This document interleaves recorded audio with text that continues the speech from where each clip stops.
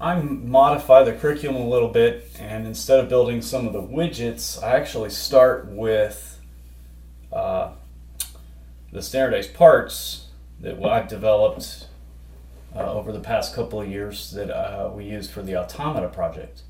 They're a little bit simpler than some of the widgets and allow us to introduce also a lot of different skills. The other thing that this introduces and is very important, even though the axle is just a square, you can see that when we get to the assembly, we want to really think about the orientation as we build the part so we can use the origin work planes for the assembly instead of having to create user-defined work planes. Let's just use the origin work planes that are already there, because everything drives for an automata off of the crank. Okay, so if we go back to looking at the parts, we're going to start very simple, because again, this is one of the very first parts that I've built with my students. The follower is a 3/16 inch square beam, 4 inches long. So I will create a new part, and we'll make sure that we're building a standard part in inches.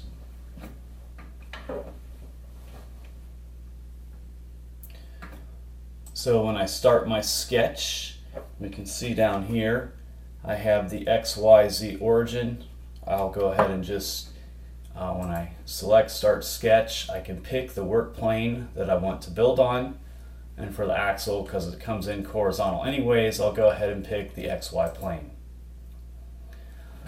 Instead of just using the rectangle tool, because I want a square beam, and I want my origin to be at the center of the square, I'm going to select and use the polygon tool with 4 sides, and notice as I hover over the origin, my yellow dot for my cursor becomes a nice big bright green.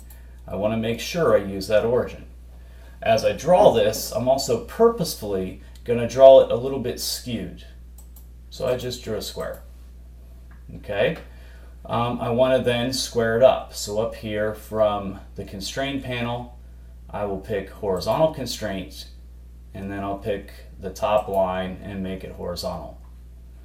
And then to dimension the part for the follower here, I'll go ahead and just dimension that side.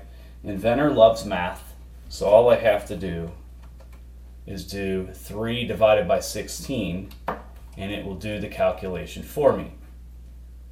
Okay, then we'll finish the sketch and extrude the part. In this case, on the follower, the direction of the extrusion doesn't really matter. We'll extrude it a full 4 inches.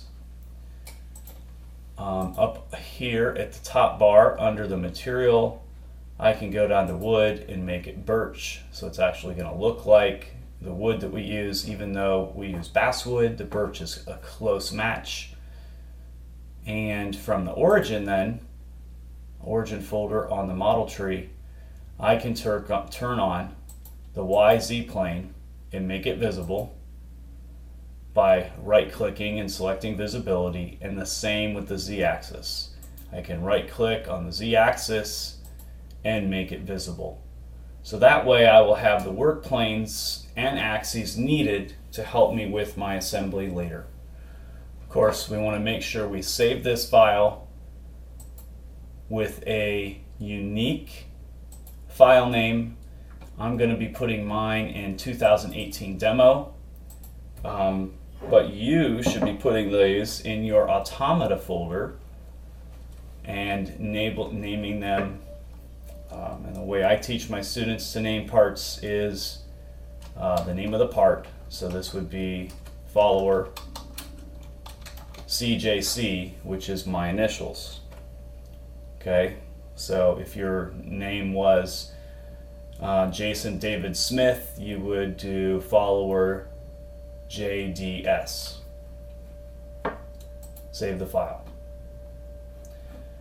Okay, if we go back and look at the axle, you'll notice that the axle is a very similar part built in exactly the same way, so I'm not going to model building of the axle. You should be able to do that.